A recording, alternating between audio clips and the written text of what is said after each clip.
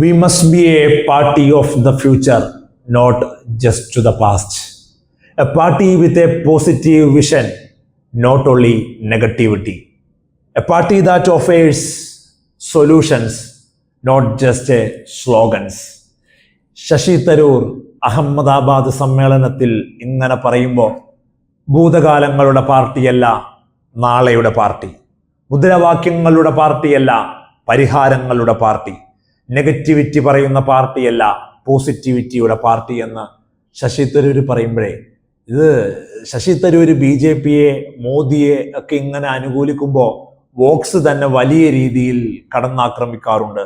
ശശി തരൂർ ഇങ്ങനെ അഹമ്മദാബാദ് സമ്മേളനത്തിൽ പറയുമ്പോൾ വലിയ രീതിയിലുള്ള അർത്ഥങ്ങൾ, വിശാലതയുണ്ട് ആ വാക്കുകൾക്ക്.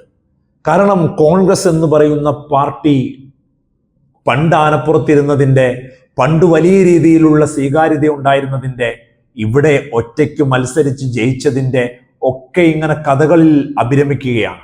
നിലവിലെ സാഹചര്യം മനസ്സിലാക്കി മുമ്പോട്ട് പോകാൻ കോൺഗ്രസിന് കഴിയുന്നില്ല. ശശി തരൂരിൻ്റെ ആ 3 സെന്റൻസുകളിലുണ്ട് കഴിഞ്ഞ കാലവും ഇന്നത്തെ കോൺഗ്രസും കോൺഗ്രസ് നാളെ എത്തിപ്പെടേണ്ട സാഹചര്യങ്ങളും എല്ലാം ശശി തരൂർ പറഞ്ഞു വെക്കുമ്പോൾ നോക്കൂ, ഈ നാട്ടിൽ ഏറ്റവും ശക്തമായി ദേശീയത പറയേണ്ട പാർട്ടി ഏതാണ്? കൃത്യമാണ്, ദേശീയത പറയാൻ ഇന്ത്യ മഹാരാജ്യത്ത് ഏറ്റവും കൂടുതൽ അവകാശമുള്ള പാർട്ടി കോൺഗ്രസ്സാണ്. എന്തേ കാര്യം? ആ പാർട്ടിയുടെ തന്നെ 2 നേതാക്കളെ രക്തസാക്ഷി ആയിട്ടുണ്ട് ഈ നാടിനു വേണ്ടി ബലി കൊടുത്തവരാണ് ഈ പാർട്ടി, ഇന്ദിരാഗാന്ധിയും രാജീവ് ഗാന്ധിയും. അതിനുശേഷം ഈ നാട്ടിൽ സോണിയാഗാന്ധി മാറിക്കൊടുക്കേണ്ടി വന്നിട്ടുണ്ട്. ഇവിടെ ഒരു വലിയ പ്രക്ഷോഭങ്ങൾ ഉണ്ടാവാതിരിക്കാൻ പ്രധാനമന്ത്രി സ്ഥാനത്ത് നിന്ന്. അങ്ങനെ വലിയ രീതിയിലുള്ള ദേശീയത കാണിക്കാൻ, പറയാൻ അവകാശമുള്ള, അധികാരമുള്ള, ആർജവമുള്ള ഈ പാർട്ടി ഒരു നിലപാടില്ലാതെ പോകുന്നു എന്നുള്ളതാണ് ശശി തരൂരിൻ്റെ വാക്കുകളിൽ നിന്ന് നമുക്ക് വായിച്ചെടുക്കാൻ സാധിക്കുന്നത്. കൃത്യമായ ഒരു നിലപാട് പറയാനാവാതെ ഉത്തരേന്ത്യയിൽ മുസ്ലിം പ്രീണനം നെഗറ്റീവ് ആവുമോ എന്നുള്ള ഭയപ്പാടോടെ സൗത്ത് ഇന്ത്യയിൽ എങ്ങനെയാണ് അവിടുത്തെ പാർട്ടികളെ പ്രതിരോധിക്കേണ്ടത് എന്നറിയാതെ ഒരു സംസ്ഥാനത്ത് തന്നെ ഒരു പാർട്ടിയുടെ നിലപാട് ഒരു നേതാവ് പറഞ്ഞാൽ ചങ്കിൽ കൈവെക്കാതെ പറയാൻ സാധിക്കില്ല, ഭയപ്പാടോടെ അല്ലാതെ പറയാൻ സാധിക്കില്ല. കാരണം എന്താ? ആ പാർട്ടിയുടെ തന്നെ മറ്റൊരു നേതാവ് അതിനെ ഖണ്ഡിക്കും, അതിനെതിരെ കോൺട്രവേഴ്ഷ്യൽ ആയിട്ടുള്ള ഒരു കോൺഫ്ലിക്റ്റ് ഉണ്ടാക്കുന്ന ഒരു വർത്തമാനം പറയും.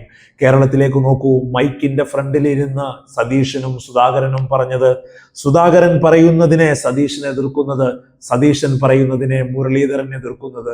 ഇന്നും ആ പാർട്ടി എങ്ങനെ ഇവിടെ വലിയ രീതിയിലുള്ള ഒരു സീറ്റുകൾ തിരിച്ചുപിടിച്ച് അധികാരത്തിലെത്തുമെന്ന് യാതൊരുവിധ പ്രതീക്ഷയുമില്ല. അതുകൊണ്ട് തന്നെയാണ് ചരിത്രത്തിൽ 2ാം ഊഴം നേടിയ പിണറായി സർക്കാർ വീണ്ടും 3ാമതൊരു ഊഴത്തിലേക്ക് പോകുമെന്ന് പറയുന്നത്. അത്രമേൽ നല്ല ഭരണമായതുകൊണ്ടല്ല, അത്രമേൽ നല്ല പ്രവർത്തനങ്ങളായതുകൊണ്ടല്ല. പ്രതിപക്ഷം ഇവിടെ ശബ്ദമല്ലാതായി പോകുന്നു, പ്രതിപക്ഷത്തിന് ഇവിടെ നിലപാടുകളില്ലാതായി പോകുന്നു. പ്രതിരോധിക്കാൻ കഴിയാത്ത ആൾക്കൂട്ടമായി പ്രതിപക്ഷം മാറിയതിൻ്റെ ഭാഗമാണ് ഇവിടെ പിണറായി സർക്കാർ, CPM, LDF 3ാം ഊഴത്തിന്റെ അരികിലെത്തി നിൽക്കുന്നത്. അങ്ങനെ അഹമ്മദാബാദ് സമ്മേളനത്തിൽ വലിയ രീതിയിലുള്ള തീരുമാനങ്ങൾ എടുക്കുമ്പോൾ ഗുജറാത്തിലും രാജസ്ഥാനിലും ഒക്കെ ഇനി പാർട്ടി സജ്ജമാകാൻ പോകുന്നു എന്ന് പറയുമ്പോൾ മനസ്സിലാക്കേണ്ട ഒരു കാര്യമുണ്ട്. ഇവിടെ ഒരു ലീഡർ ഉണ്ടാവണം. ഈ ലീഡർ എന്ന് പറയുന്നത് മോദിയുടെ വ്യക്തിപ്രഭാവത്തിനൊപ്പം നിൽക്കാൻ പറ്റുന്ന ഒരാളായിരിക്കണം. ഓരോ സംസ്ഥാനങ്ങളിലും ഒരു പാർട്ടിക്ക് ഒരു കേഡർ സ്വഭാവം ഉണ്ടാവണം. ഒരു പാർട്ടിയിൽ ഒരു നേതാവ് ഉത്തരവാദിത്തപ്പെട്ട ഒരു സ്റ്റേറ്റ്മെന്റ് പറഞ്ഞാൽ അതിനെ കൃത്യമായ ഉത്തരവാദിത്തോടെ പറയണം. ആ പറഞ്ഞതിനെ മറ്റൊരാൾ കൃത്യമായി അനുകൂലിക്കണം. ഒരു കേഡർ പാർട്ടിയുടെ സ്വഭാവം കാണിക്കുന്ന CPM-നെയും BJP-യെയും കണ്ടുപഠിക്കണം കോൺഗ്രസ്.